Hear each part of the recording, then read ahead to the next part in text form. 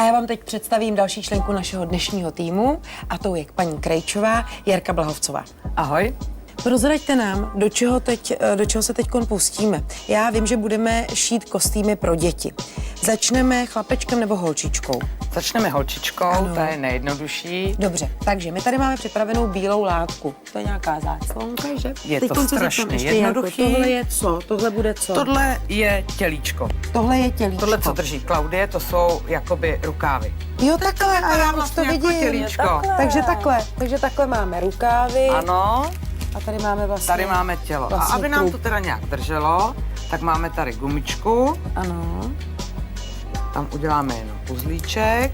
A potom... A tohle to se bude holčičkám líbit, No, protože to je zoblejská, že jo? Jasně. dáme a holčička ono to je tam straka. udělá ten efekt. Ano. Potom uvidíte, jak to vypadá v reálu. Takže takhle, Ano. a aby byla ještě jako princeznička dokonalá, tak tady je zase kousek záclonky. Ten se dá třeba naaranžovat na hlavičku, Ten se ne? pak Nebo dá něco takového. naaranžovat na hlavičku Jako závoj.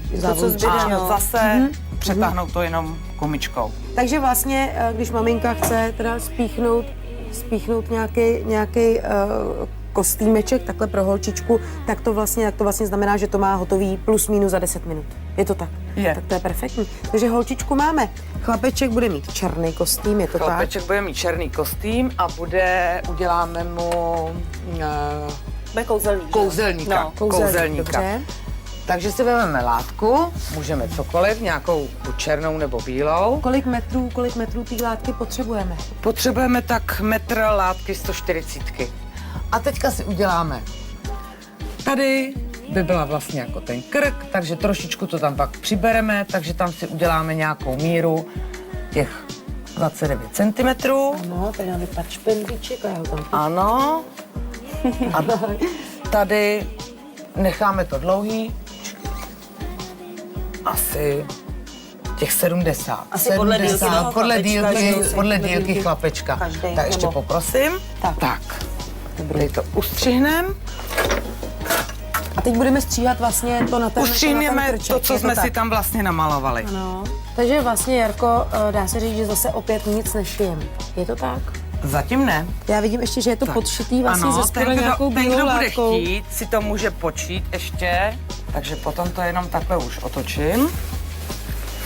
Takhle. Tak. To je krása. Tady nahoře se to ještě nějak Tam to je potom potřeba. ještě Jo. stáhneme, protože jako krček dítěte je menší. Ano, Takže ano. pak to ještě nabereme. A to se nabírá do nějaký gumičky nebo něco? Můžeme to stáhnout jenom jakoby nití. A jasně. tady jsem si připravila ještě mašly. Do který Jo, potom to je se přece tady musí mít tu vlastně dá, aby se to jako zavázalo. Jasně. Ale když už to máme takhle otočený, tak ještě nám tam něco na to A teď mě schází. napadlo ještě, jak se prodávají takový ty různý fosforeskující hvězdičky, měsíček. Jo, a že takový se to na to dá. Že se to na to může nalepit, no. Ano, ano, To ano. stačí, když si někdo koupí samolepící tapetu, oby, No jo, podívej. No jo, podívej se. vystřihá si hvězdičky. To je výborný. Takže samolepící Tak to je tapeta, úžasný ano, teda, to- ale. Tak to já jdu No, teda pomáhat. tak to je krásný taky. věci. No to nám to Jarko, ale vy jste jde. si to No. takhle i připravila. Já to vidím, že ty růžky jsou vlastně už jakoby odlepený. No tak aby ono se to nám jde dobře špatně. lepilo. Odstrhávat, Chytrý, ale rozumíš, no. Takže máme tadyhle ještě máme skoro nalepený hvězdičky. Ale musíme si nechat něco na čepičku. Jo, no. no, tak už jo. Tak dobrý, Tak končíme. už jich tam zase moc nemáme. A když si to vlastně oblíkne, tak je to takhle, s tím, že tady bude Už ta... nám nezmizela. No, tady to ještě stáhneme. Myslela bym. Jo, a máme My to budeme muset zkrátit. No. Tak to máme. Jarko, děkujeme strašně moc. Já už se těším vlastně, až ty děti uvidíme na strojení. Super.